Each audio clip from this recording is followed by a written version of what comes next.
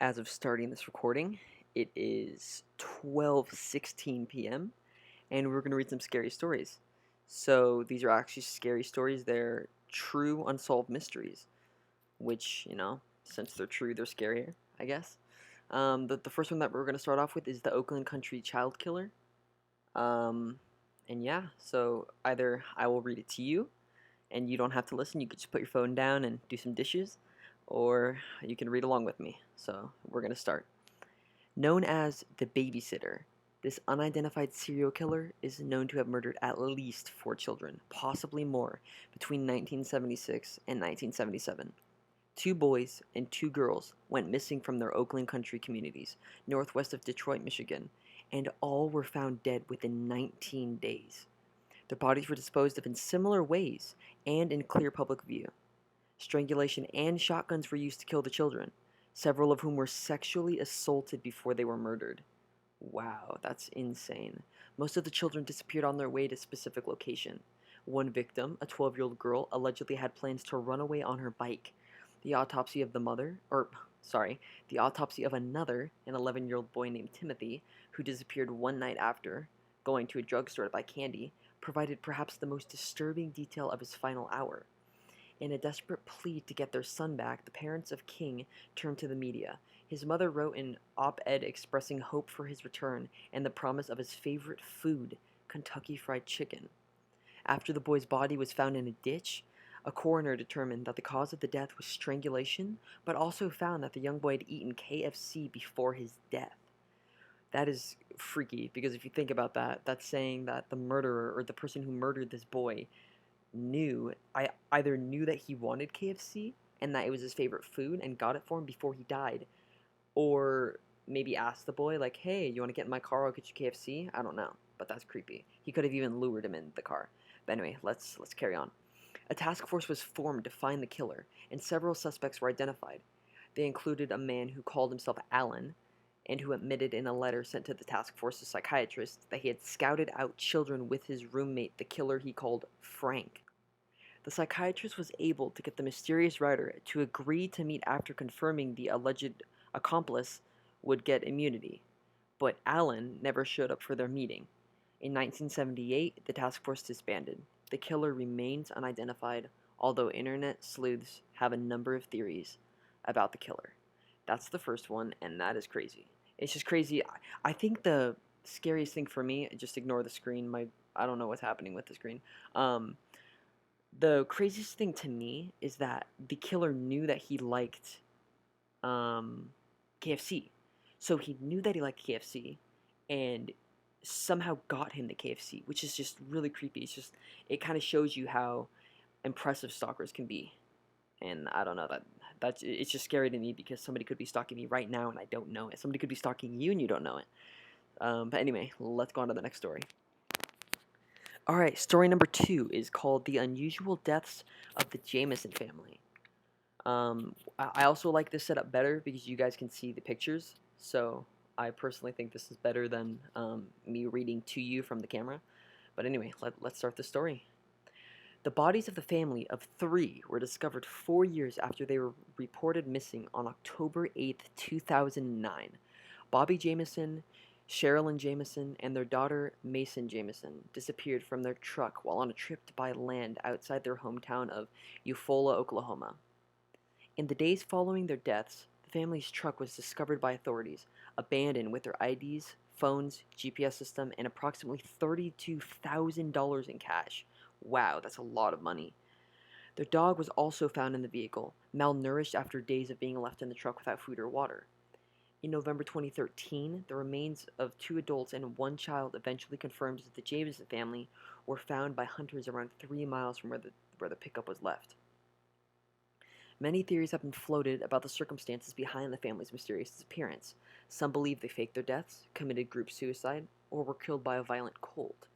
Due to the couple's odd behavior around the time they vanished, others believe that a drug deal had gone wrong. According to some, Bobby's father was involved, as he and his son were in bitter lawsuit at the time. The creepiest theory included a pastor, a confession, and a book. The Jamesons had at one point told their pastor there were spirits in the home, and they had consulted the Satanic Bible to rid the house of them. When authorities searched their property following the initial disappearance, there was a shipping container with messages such as 3 cats killed to date by people in this area. Witches don't like their black cat killed, written on it. Okay, so that's the end of the second story. I don't really have much to comment on that. Besides the fact that I'm scared right now. Um, I guess the only thing that really freaks me out is that, as always, there has to be some sort of paranormal idea behind it. I am curious though about the shipping container with the messages that about the black cat, it was referring to the family as 3 cats killed to date by people in the area. But wow, I don't like reading these ones because they're true. But yeah, let's go on to the third story. So the third story is The Voice on the Line. So just from hearing that, I'm guessing that there may be a phone call. So I guess let's get right into it. Dorothy Scott was a 32-year-old single mother who had taken up karate and considered buying a handgun after getting repeated anonymous calls from a stalker in 1980. The caller would profess everything from how much he loved her to unutterable and horrific violence, sprinkling in detail about how her day-to-day life that he could only know if he was following her. One May evening in 1980, after talking to a coworker to the hospital, Scott left to pull her car around. Her coworker, soon after, watched as her car sped away from the parking lot without stopping.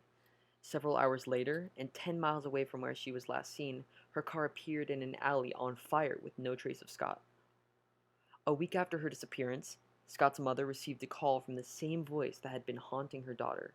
"Are you related to Dorothy Scott?" he asked. When Scott's mother responded yes, the caller stated, "I've got her," before hanging up. Similar ominous calls continued, each time the voice admitting he had her. At one point, Scott's abductor even called a radio station to confess details about Dorothy's last night that hadn't been released to the press, while also claiming, "I killed Dorothy Scott. She was my love." 4 years later, in April 1984, the call stopped abruptly. In August of that year, Scott's remains were found by a construction worker in some brush. A week after, the bones were identified. Scott's mother got 2 more disturbing calls. "Is Dorothy home?" the caller asked. And that's where that ends. I thought there was going to be more to that. So I kind of like that one a little more. I mean, I don't like it, but it's scarier because it's true. I mean, there's no like paranormal ideas about it. So it's just straight up a stalker was stalking the family. I don't know that it's just going back to stalking. Somebody could literally be outside my window right now listening to me. Like, it's crazy to think about that. It's crazy to think that. I mean, she was. I guess you could say lucky enough that he was calling her and just, I guess, telling her. But there could be someone stalking me right now. So I don't know.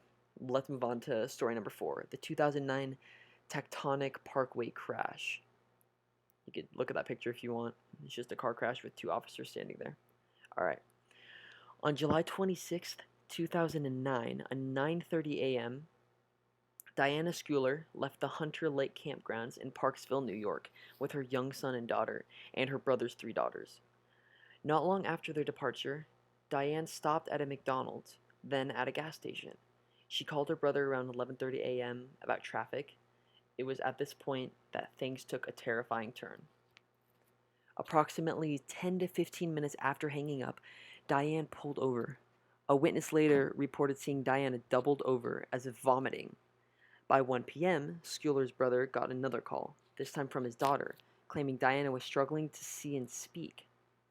Her brother reportedly begged Diane to stay off the road and wait for help, but Diane kept driving. Around 1:30 p.m., Schuyler's car, driving the wrong way down Taconic State Parkway, collided with an SUV. All 3 passengers in the other car were killed in the collision, while Schuyler, her daughter, and 2 of her nieces also died. Schuyler's son and her niece were rushed to the hospital, where the niece died later that day. Police were mystified as to why Schuyler drove at 60 miles per hour for 2 miles in the opposite direction on the Taconic State Parkway. Also mystifying was the toxicology report, which found that Schuyler had a blood alcohol level of 0.19, twice the illegal limit, and a trace of THC in her system. Numerous witnesses who had interacted with Diane earlier that morning, from the owner of the campground to a gas station employee, maintained that Diane appeared sober. Even the lone survivor of the crash, Skeeler's son, could only describe what happened as Mommy's head hurt. Mommy couldn't see. Wow. Not gonna lie, these stories are making me a little scared. And not only that, but these ads, these ads are not helping at all. I also want to apologize about the ads. I can't really do anything about that. I think this is gonna be the last story that I read. I'm not sure how many more stories are on this, but we're gonna read the case of the lead masks.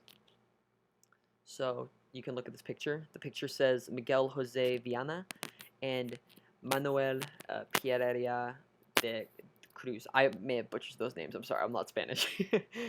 But okay, let's start the fifth story. On August 20th, 1966, a boy flying a kite found the bodies of two Brazilian men. My apologies, they're not Spanish. They're Brazilian. They found the bodies of two Brazilian men in Rio de Janeiro. Both men were dressed in suits, wearing waterproof coats and lead masks similar to those you typically wear to protect against radiation. Discovered alongside the grass-covered bodies on Vintem Hill were two towers, an empty water bottle, and a notebook. 3 days earlier, the two men had departed Campos dos Goitacazes with a large amount of cash on hand, claiming their trip was to buy supplies and a car. As more information about the men surfaced, it was revealed they were electronic technicians and scientific spiritualists with interests in both ghosts and extraterrestrials. In the hours leading up to their deaths, Miguel Jose Viana and Manuel da Cruz stopped at a bar for water. A waitress, the last person to see them alive, would later tell authorities that both seemed quite the hurry, especially Viana, who kept checking his watch. It seemed there was a reason for this. When authorities inspected the pair's notebook, they discovered the following note: 1630, be at agreed place. 1830, swallow capsules. After effect, protect metals, wait for mask signal. To this day, the cause of death remains unknown. Okay, there's a lot for that. Okay, so first of all, they were wearing toxicity masks, like masks you would wear if you were like in a biohazard area or a hazard. I don't know, but it doesn't say anything about. So obviously, since the cause of death remains unknown, it doesn't say how they died. So they obviously weren't like there wasn't any radiation on them. And it says so they were in a hurry. Swallow capsules. It says 1830 swallow capsules. After, protect the metals and wait for a mask signal. That's so much to take in. So they wanted to protect metals, and there were no metals on the scene apparently. I wish there was more to these stories. I'm in the next video I make, I'm gonna try and find a video or find a website that has more information, because there's so much to take in here, and it's only in 3 small paragraphs. And I wish there would be like I want to have one story that just has a ton of information. But that's the last one. I hope everyone liked this. I personally like these stories. I liked how they were unsolved, and I like that they're also some of the deaths are unknown, like the cause of death and everything. But I hope you enjoyed the video, and I'll see you in the next one. Peace.